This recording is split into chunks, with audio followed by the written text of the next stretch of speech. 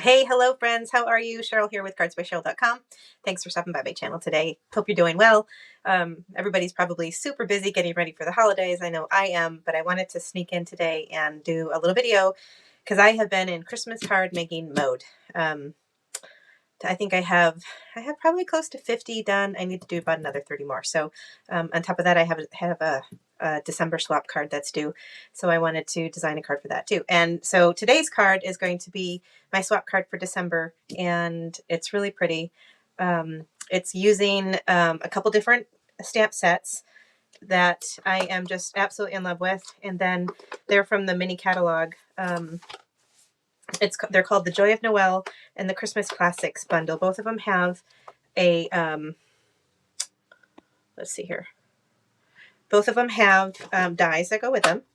So there's a full die set.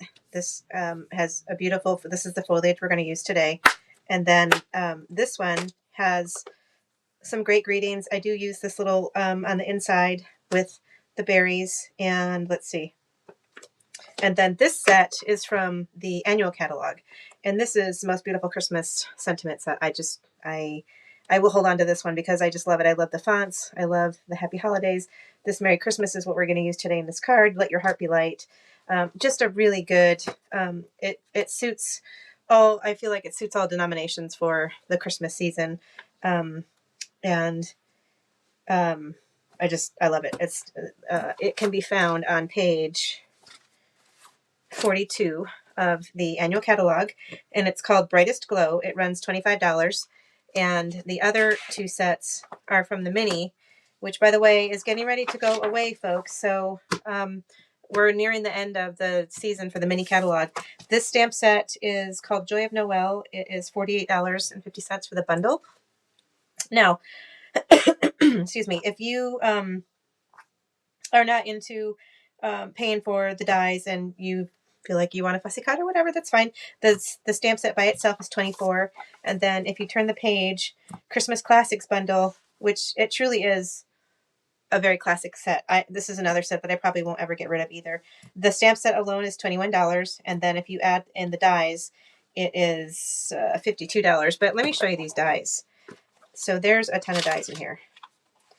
And they're great for just if you want to make a quick card, easy borders. I'm going to show you a card that I made using this die set, which turns out really beautiful. You've got this big border die with all the greenery, and then you've got a matching die that goes with it to put your sentiment inside and pop it up. And then you've got some foliage.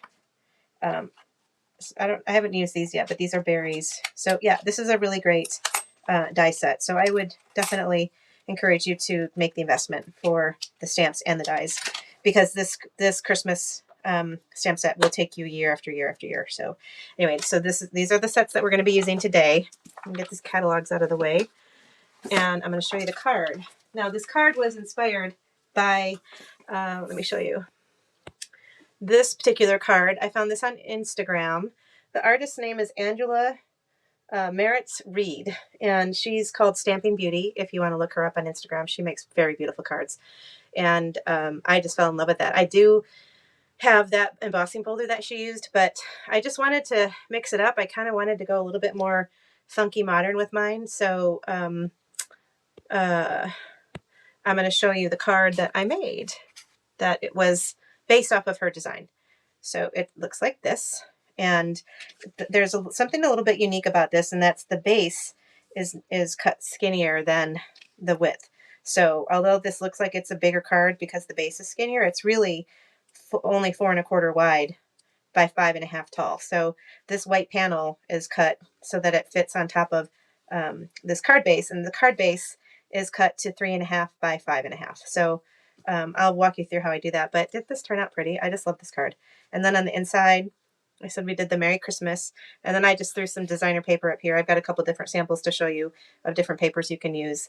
And this is a great way to use up your papers that have retired, or that are a couple seasons old or whatever. I mean, I don't ever get rid of my designer papers. I keep everything. And so I oftentimes, when I'm doing batch Christmas cards, I go into my stash and I made a whole, oh, my friend Linda was over the other day helping me. We did what, like 25 Christmas cards that used, I think 2 seasons ago, designer papers. In fact, I'll show you one of them. I copied I I copied this card. I cased it from somebody. I'll have to go back and find out who I cased it from. But isn't this pretty? This is paper from this kit, or this designer series paper. Let's see, the plaid tidings paper. I think it's might be even 2 years old. But I had a bunch of this, and I thought, why don't I use up some of this paper? So I made this card. I made like 20 of them, and there's the inside. So there's that card. But anyway, back to the card that we're going to make today. This comes together pretty fast. It looks like I mean, the background is all hand stamped, so don't panic over that. It's super easy. I'm going to walk you through it. And then I don't know if you noticed, but this is not Stampin' Up! Twine. It's just regulars, black and white baker's twine. I think we used to have some, and we don't carry it anymore. But I know I got this particular twine, I think, from Ben Franklin's Crafts. So this is heat embossed with white, embossing powder on black. And then I used, what is it called? Glossy accents to put shine on the berries. Isn't that pretty how that came out? And then the rhinestone jewels to add a little bit more sparkle. So I love this card, and it's actually really fast to make. So let's get to it. This is, by the way, this is the glossy accents that I use. I don't even know if you can get this anymore. I've had this forever. It lasts a long time, but I'll show you how I apply it when we get to that point. Okay, so let's start with the basic components. What you're going to need is you're going to need 3 pieces of white cardstock. 2 of them you need to cut to 5 inches by 4 1/4. So you got 4 1/4 wide by 5 inches long, and you're going to need 2 of those. And then what was this piece for? Oh, this piece is just your basic white to use to stamp on for the greenery in the center of the card. And then you're going to need a black card base, which is cut to 3 1/2 by what is that? 11. 3 1/2 by 11, and then you score it at 5 1/2. So your card base is actually this skinny little card base. And then you're going to need some scrap black to put your sentiment on. So white embossing powder with a heat tool, and then whatever kind of designer paper you want to put on the inside. So, okay, so let's get started with the stamping. That's the fun part. I'm going to set these aside. Oh, and I did use, this is a retired punch, but this is a corner rounder punch. If you have any kind of a corner rounder, go ahead, go for it. We don't sell this one anymore, but it was something I held on to. So the first thing we're going to do is stamp out the focal piece. So we're gonna stamp out this guy right here. And I did use my Stampin' Blends. Now, a lot of people say, don't use pigment ink with your alcohol markers. Well, I did, and it's fine. I stamped this with my black Versamark with this ink and colored it with my blends, and it's just fine. So I'm going to do it again. But if you have the other ink, what is it? Tuxedo Memento Black. I don't feel like I get as dark of an impression with this as I do with this. So I'm going to go with this. Okay, so I've already got my stamps mounted. So I'm using the big Holly bundle from the Joy of Noel stamp set, this guy right here. This is the one I'm using. So we're going to ink this up.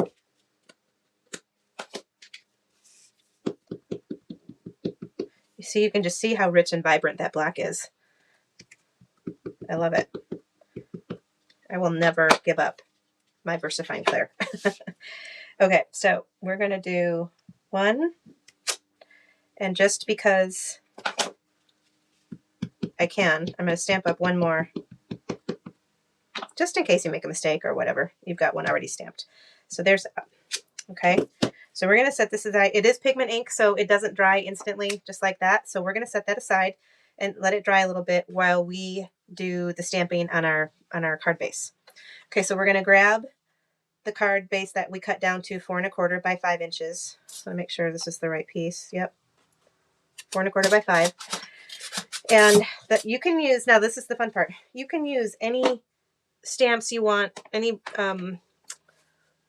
word stamps you want from any of your existing stamp sets. You don't have to use what I'm using. But I just thought this was the combination I came up. I just thought it was very pretty. So I'm going to use, obviously Making Spirits Bright is going to be for the sentiment on the front, but I'm going to use Joyous from the Joy of Noel. And then I'm going to use To You and Yours from the Christmas Classics. And then I'm also going to use Happy Holidays from the Brightest Glow. Okay, so if you guys have stamp sets in your arsenal that are from Christmas past and greeting sets, whatever, pull them out, take a look at them, see what you like, play around a little bit, and just put together a design. So I'm going to set this here so that I kind of use it as a reference point for going forward. I'm going to use the same black ink, and I'm going to start, I decided after a few tries of doing this, I'm going to start with the Happy Holidays. And so that's going to be kind of like my anchor stamp. And then I'm going to fill in around it. So I'm going to do the Happy Holidays To You and Yours, and then fill it in with Joyous, and then the holly leaves. Okay. So just don't think too hard about it. Just kind of, and make sure you run off the page a little bit in some cases. And just kind of try to keep somewhat of a, I don't know if I want to say a symmetrical design, because it's not, I mean, I think the beauty of this is that it's not terribly symmetrical, but I've just gone and made it symmetrical, haven't I? So I'm going to do this up here like that. And I did not stamp that very well, but you know what? It's going to blend right in. No one's even going to notice it. So let's see. I think that's it for the Happy Holidays. Then I'm going to put To You and Yours. And it's a different font, but I think that's cool. I think it just makes it kind of more, more eclectic. Am I in screen? Yeah. I'm probably not going to be very straight because I'm stamping way in front of me and not over the top. Maybe I can bring this in a little bit more. So just, and they don't all have to be the same. And, you know, I'm going to put, even though there's no Happy Holidays right there above it, you're just filling in spaces. And I'm going to go back in with the Happy Holidays right here, like that. Okay, and then I think that's good. Don't try to overstamp too, because you'll run out of room. So now I've got the Joyous stamp right here inked up. And I'm going to do a big Joyous right here.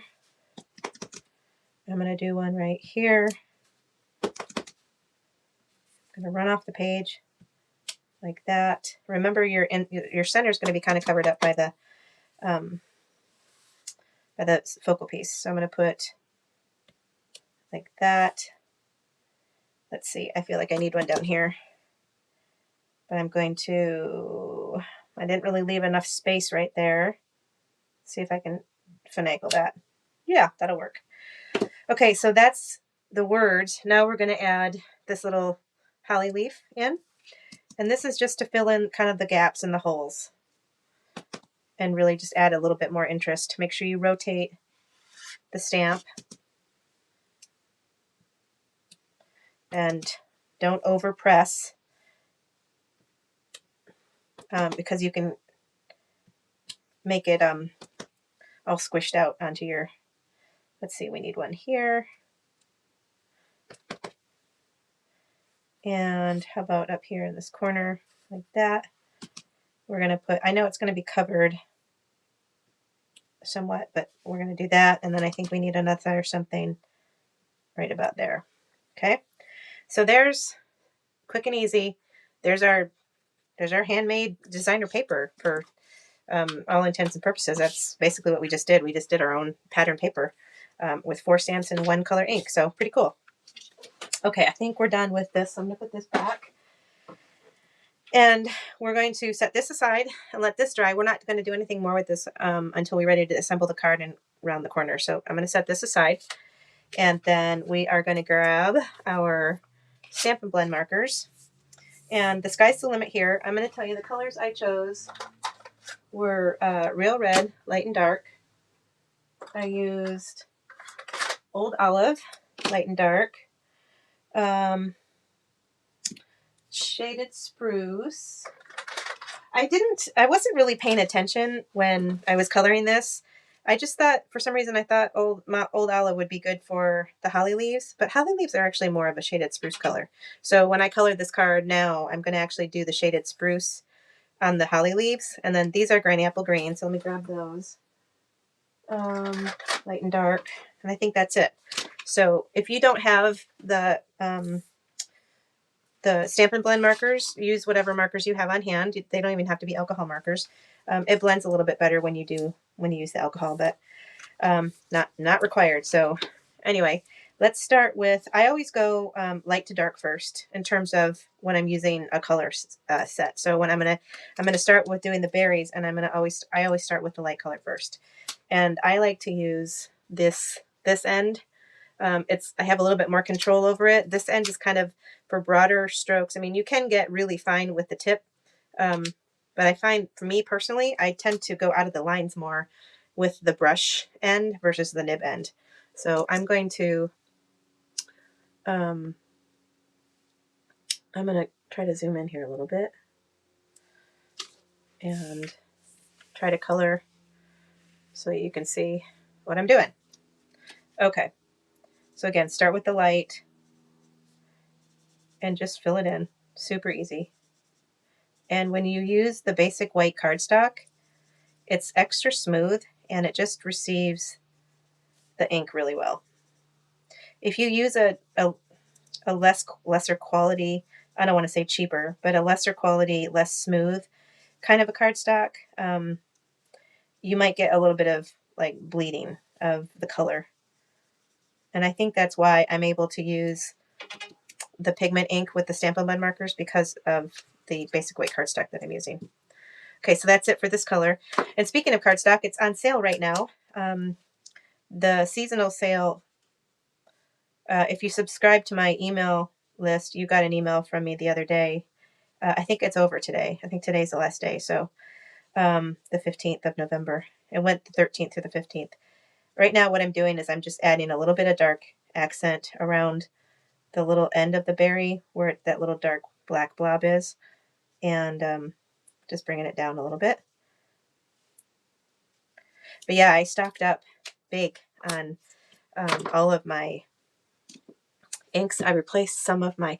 I'm trying to set up a second craft room in my Michigan home, and so I specifically waited for this sale so that I could take advantage of the 20% off the cardstock, because I'm basically trying to replicate my craft room here on a little bit of a smaller scale to my little lake house in Michigan that I'm going to be spending a lot of time there in the coming weeks. I'm going to have Christmas there with my family. I haven't had Thanksgiving with my family in 20 years. And it was always, my husband's not alive anymore. He detested traveling on Thanksgiving, and I didn't blame him. And his kids are local here too. So I always pretty much just hosted Thanksgiving for his kids and their families, which was fine.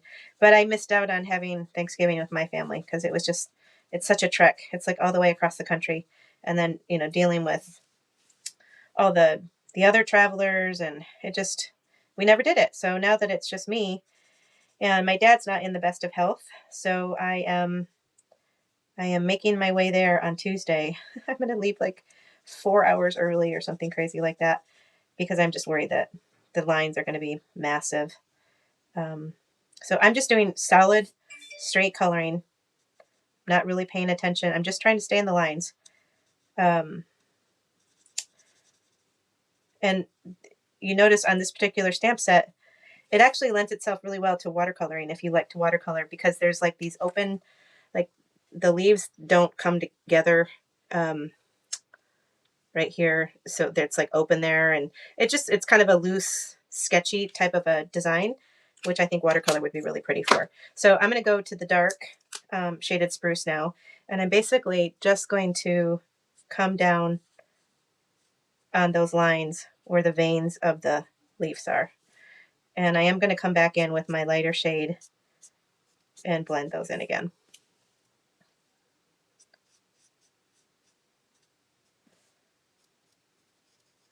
So you don't have to be an artist and a perfect colorist to do these.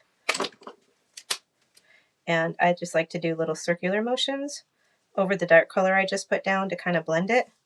And then it also gives it that kind of almost like a kind of a watercolory feel. When the alcohol dries, it leaves behind like a little swirly impression, which I really like. Okay, so there's the holly. Then I'm going to use the granny apple green for these leaves right here, which I don't know what kind of leaves those are, but they struck me as something I should color in a brighter green. We don't want all the greens the same color because that would be really boring. So yeah, I'm excited to be traveling this year, but it turns out I'll be cooking. I wasn't, I love to cook, so that's fine.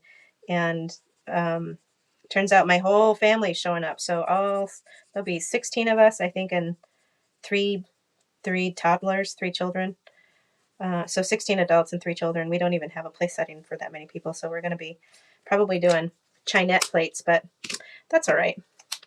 It's all about getting together with family, not about the number of china pieces you have, right? So here I am just kind of scribbling a little bit around the center of the leaf and the stem just to give it a little bit of dimension. Go back in real quickly with the lighter color and do that little scribbling. And then, so you have a choice now. I think I'm going to leave this just like this. I'm going to show you what I did on the other one. See the difference. I colored that little sprig with shaded spruce, and I think I'm just going to leave it like that, plain with just the black twigs. And I put some brown because I thought the branches off the berries should be brown. I'm going to leave it like this. I just think less is more in this case. Okay, so the coloring's done. Now we just need to do a quick die cut. And this is super easy to line up. So grab your die. And it's going to go this way. And I'm going to use a piece of my Post-it tape. You can use washi tape or painter's tape, any kind of low tack tape to hold it down. Or if you're really good, don't use tape at all. Sometimes people can run these through and not get too jiggly with it, but I don't trust myself, so I tape everything down. So I'm just going to run this through.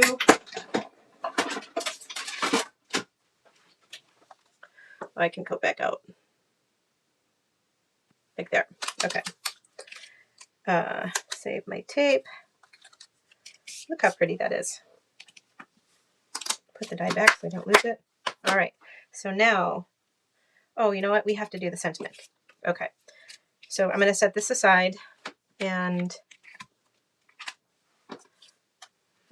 look how pretty that is. Oh my gosh. I just love it. I love the contrast of the pop of color on the black and white. Love it.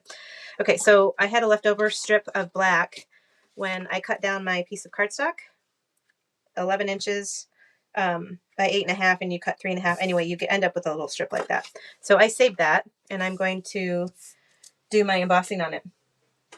For those of you who are new to embossing, this is fun. This is what we call an embossing powder tool. Some people call it an embossing buddy. It's basically just filled with like a talcum powder type substance that what you want to do is rub it all over your paper, and that will help the powder to only stick to the places you want it to stick to. Okay, so I've hooked up my Making Spirits Bright stamp on this block already, and then I'm going to use what we call a watermark stamp pad or Versamark, and this is just sticky ink. It's clear. It doesn't have any color to it, but you will be able to see it on the paper once you stamp it. Okay, so there's that, and can you guys see that? Making Spirits Bright. It's wet ink on black. So I'm going to do another one. Like I said, just in case I like one better than the other. And we're going to fussy cut this out so you don't have to worry about how straight you are. Okay, so there's that. And I'm going to get this Versamark ink off my stamp pad right away because it is sticky. It's a sticky ink. And I like to use the Stampin' Mist. We sell this. It's great. This is a stamp cleaner. So the left side is for cleaning your stamp. That's the wet side. And then the right side is dry. So I'm just going to do 2 sprays right onto the pad. And then we're just going to scrub that Versamark ink right off there. And then you just rub it on this other side to dry it. This is a great tool. This is in our annual catalog too. Okay, nice and clean. And it smells really good. It smells clean. I love the clean smell.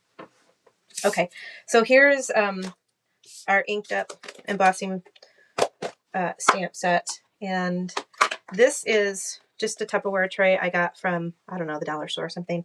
And it's easy for me to dunk in. You have to be careful. Don't try not to touch anywhere that it's already inked. And you just dip it in to your powder. If you don't have a big bucket, you can sprinkle it on, and then you can use, this is something also that we sell. It's an embossing buddy. You can pour the embossing powder right into it, and then through this spout, you pour it back into your container. So it's kind of handy. But because I have kind of a bulk supply of the white powder, this is just easy. And then I take my fingers and I kind of tap it and get as much extra off as I can. Now I'm going to do the second one. Now you're going to notice that, I'll show you in a second, that there's some stray pieces of white that are stuck to the paper that you don't want.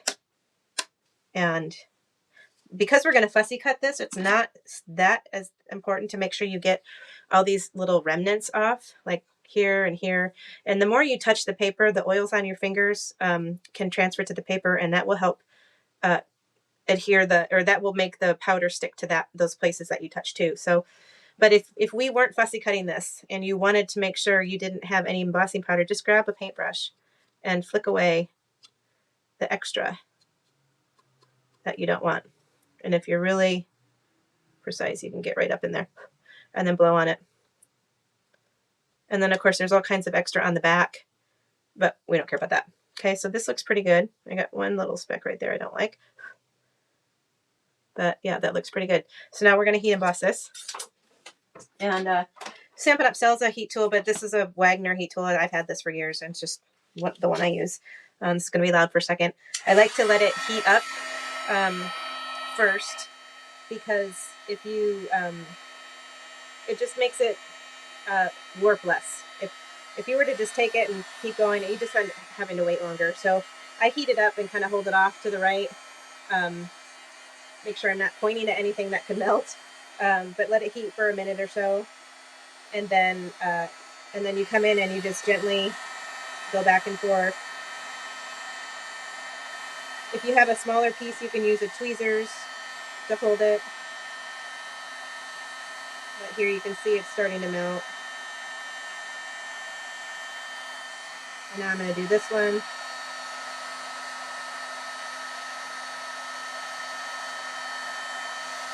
Okay, you can overmelt your embossing powder. It will spread out and kind of dissipate and not look very good at all. So give this a second or two to cool before you put your hand across it or anything, because it's melted and it's wet, so it needs to dry.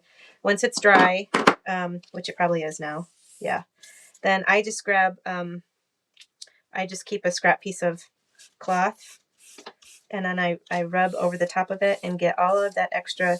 Remember, we use this on there to keep it leaves kind of a little white residue, and we don't want that. So just take a clean cloth and wipe that off. Okay. Next, the fun part is we're going to fussy cut this. I only need one, so I'll save this one for later. And if you've never fussy cut before, don't be afraid. It's actually not hard at all. It's just kind of a lesson in patience. I'm going to cut as close, well, not as close. I'm going to cut, I don't know, probably 1/8 of an inch around the white text as much as I can. You don't have to be super precise. Just kind of turn the paper with your non-dominant hand. So for me, that's my left hand.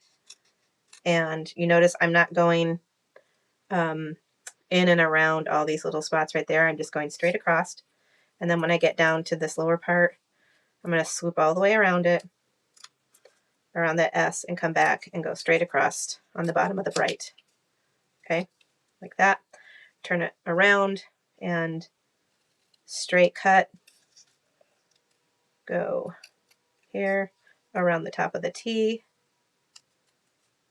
Again, it's better if you use your left hand if you're a righty to turn the paper as opposed to trying to turn your right hand with the scissors. Okay. And then chop off that end and chop off that end. Okay, so there we have it. Pretty, huh? All right, let's get rid of that. We're almost done with this card.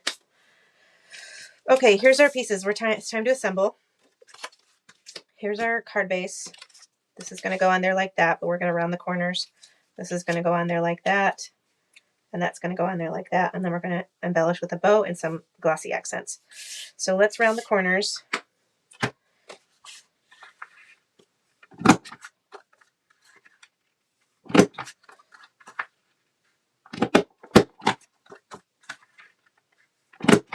Okay. I've got white embossing powder everywhere. If you have a what am I trying to think of? Like a Swiffer duster thing, that works really good at picking up stray embossing powder, or I think like a used dryer sheet, something like somebody told me that. Okay, so this is going to get centered on top of this white card base. So what I'm going to do is flip it over and put it exactly where I want it to be. This is going to show me where I can put glue. So I'm going to use my green glue, Tombow. And you don't want to put glue all the way to the edge because there's no card base there, right? So you're going to want to just follow the imaginary line around the perimeter. And then I do a couple squiggles in between. So then you flip it over and you put it back down and you center it. And the glue lets you maneuver it a little bit. Get that pressed down good, like so. Okay. So next we're going to pop this up with some dimensionals.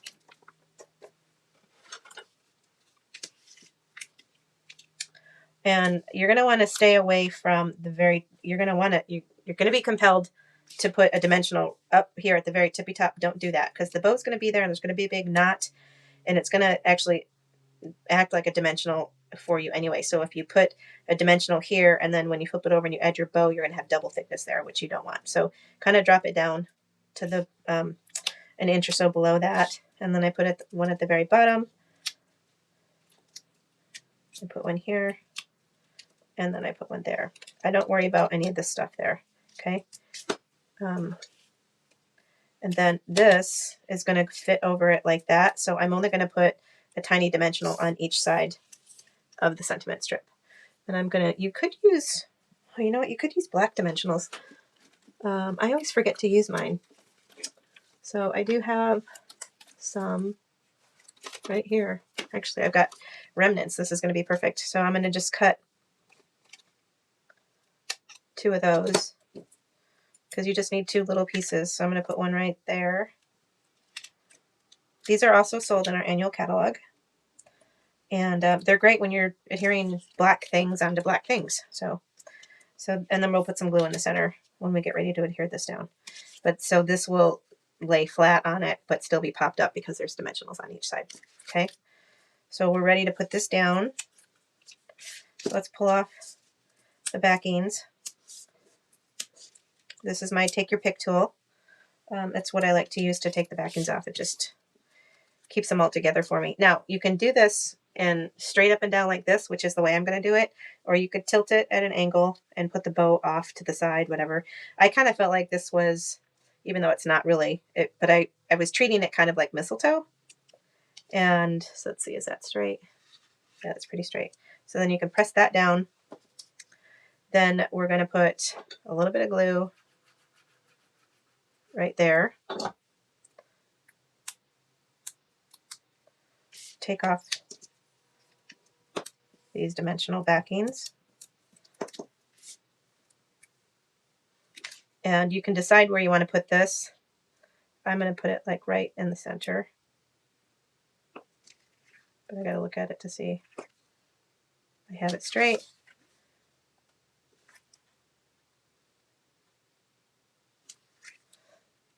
Sorry, I'm not right over the top of it, so it's hard for me to see if it's straight or not. Okay, that looks pretty good. Okay. All right, coming right along. Now, we're going to grab, this is our combo trim pack of silver and gold. It comes in a 2-pack with the gold and the silver. I've got a bunch jumbled in there together, but when you buy the combo pack, it comes with gold and silver. So I'm going to cut a piece that is about 10 inches or so, and I'm going to take the center out of this because it's pretty stiff. I mean, it's not super stiff. You can tie it, but it ties nicer when you remove that center. So let's see if I can show you this. If you take a tweezers and you kind of unravel the end a little bit, you'll see the white core. And all you got to do is grab it with the tweezers. Of course, this tweezer's not grabbing it. It's pretty fine. Okay, so here we go. So I got it, a hold of it. I actually got a hold of the silver piece too. Okay, there. If you grab just this white part, it slides right off. Just like that. Okay. So now you have two pieces. You've got this white core filament, and then you have this what's left behind, which is the silver thread. Okay, so there's that. Then I'm going to take a piece of my baker's twine. And if you don't have baker's twine, you don't have to do this step. I just thought it would be fun to do. So I'm going to cut a piece of baker's twine the same length as the silver cord. And I'm going to tie a bow, holding them both together at the same time.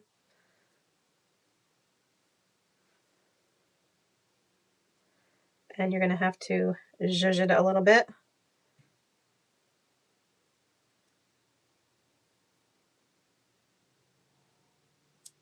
But you end up with a really pretty baker's twine with a splash of silver.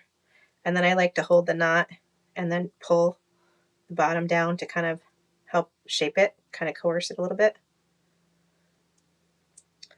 And we'll trim the ends in a second, but what we're going to do now is grab a glue dot and put that on the back. See how I told you the knot is pretty thick? If you had a dimensional under that, it'd be extra thick. So I'm going to put the knot right on to the glue dot, press it, and then grab my tweezers and pull that right off. And then place this down on top of the bow. I love it. Now you could leave these long and wispy. I think they kind of get in the way a little bit, so I'm going to cut mine.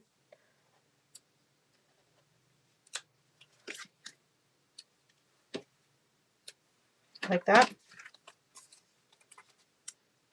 And there at the front of our card is done. Oh no, we forgot the rhinestones. So these are rhinestone basic jewels, also a staple in, look at them, almost out of them, a staple in my arsenal of embellishments because they're just simple and classic. And I'm going to put a big one here and give it a little sister. And then I'm going to put a small one up here, excuse me, and another one right there. Okay. Basic rhinestone jewels. They're just the clear sparklies. Okay, so there's our card front. Let's do the inside real fast. So you're going to grab that other piece that's 4 1/4 by 5 inches. Let's round these corners while we're at it. I'm going to show you a trick to line it up that never fails. Okay.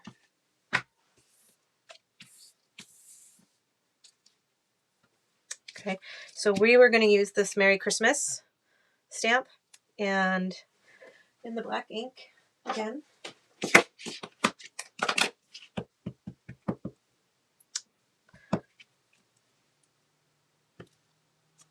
Like so. Isn't that beautiful? I love that font. Oh my gosh. Love it. Clean that off.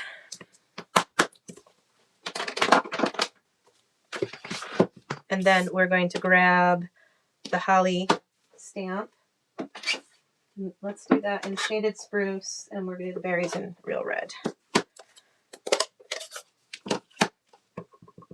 You could stamp this off and have it be a little bit lighter second generation ink if you wanted, but I don't want to.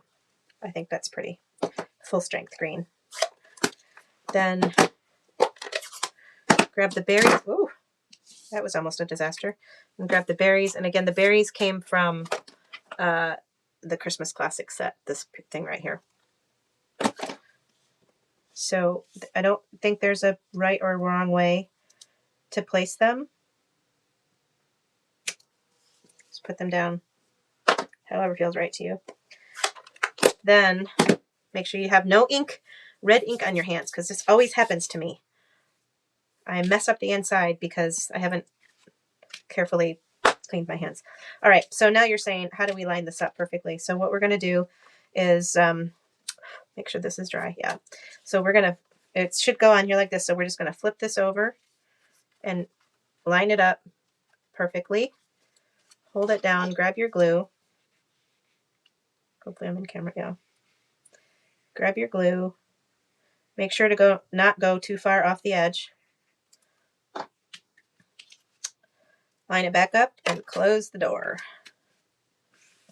Just like that. I have white embossing powder on the back of this card. Okay, so now when you open it, you have that. All right, last step before we do the envelope is to decide what color paper we want to put in here. I've got a couple of options. I think this is the one I'm going to go with. This came, yeah, this is shaded spruce with that. I think that's really pretty. This paper is from the current mini catalog paper called Joy of Christmas, and it's this green plaid. What do they call that? Some sort of check, buffalo check. So you could do the green or the red, or you could do any of the patterns here too. But I just think since we're staying kind of monochromatic a little bit with this card, I mean, aside from that, but I just think that is going to look really cool. So just grab your glue.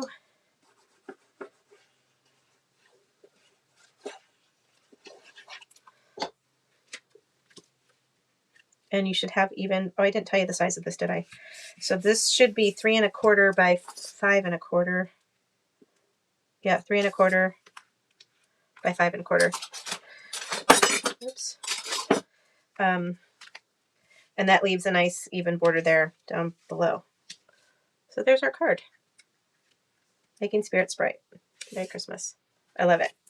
And I just love, it's just kind of unique that, you know, it runs off the base, the card base. I don't know, it just kind of looks a little more artsy fartsy to me. But very pretty. All right, so we can't have an unadorned envelope. So you could do a couple of things. You could take your designer paper and make the lid. Where did my envelope go? You could make, nope, that's not it. I grabbed one. Here it is.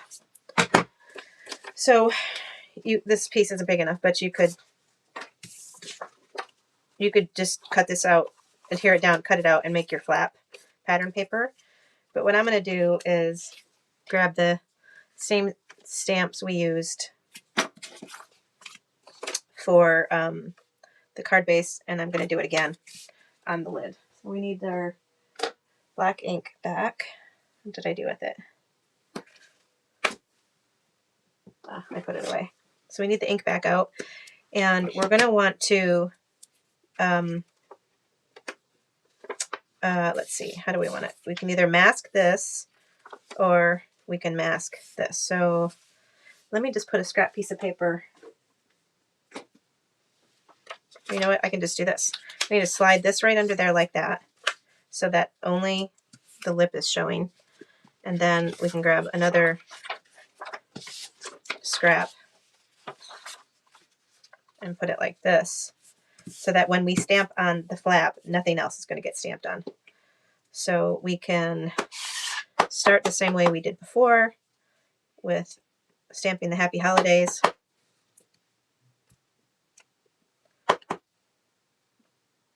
Like that. To you and yours. Oops, that was a little crooked. And then Joyous right there in the center. That's pretty. Up here.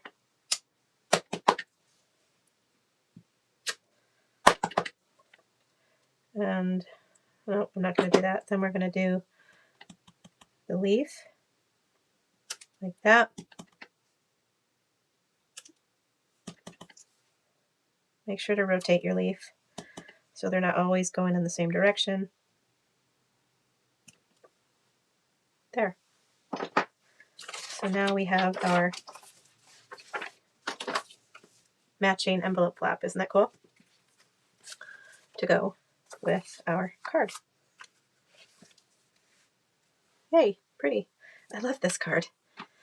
I love it, love it, love it. I'm going to make this, like I said, this is my swap card, so I've got a few more to make. But I'm really happy with how it turned out. And it fits in here. Looks like it shouldn't, but it fits in here so nicely. Now you do see the black a little bit through the envelope, but that's okay. Like that. I hope this has given you guys some inspiration to maybe start working on your holiday cards if you haven't yet. Or if the set intrigues you, I'd love to help you with that order if you don't already have a demonstrator. Let me know and I can help you order it, or if you have any questions, just shoot me an email. What was I going to say? Oh, the other, I'm going to try to get another video done with the same stamp set. Actually, it's not, it's just the one, I think, that uses the Christmas classics. This set right here with these dies, I'll show you. I did these cards, and I was going to try to do a tutorial, but I love how they turned out. So it's just kind of a, it's not a fun fold. It's just trimmed down. It's super simple, but this die cut basically does, I don't have this glued down yet because I haven't stamped the sentiment yet, but that die cut does the work for you. And then here's one I did, and I cut out in gold, and then I used a red marker to color the berries, which is my least favorite one, but I'll still use it. I'll send it. It's pretty. But aren't these pretty? So this was a card done with this set all by itself. And you basically die cut this piece from just plain white, and then you die cut this piece again in plain white, and this is what your greeting goes onto. So that's how we got the raised look with the season's greeting on here. And then this designer paper, super easy card, comes together in minutes. So I kind of don't feel like I need to do a tutorial on that one, but I just might. Okay, yeah, I think that's about it for me. Don't forget to hit that like and subscribe button for me. That really helps me out, helps me grow my channel.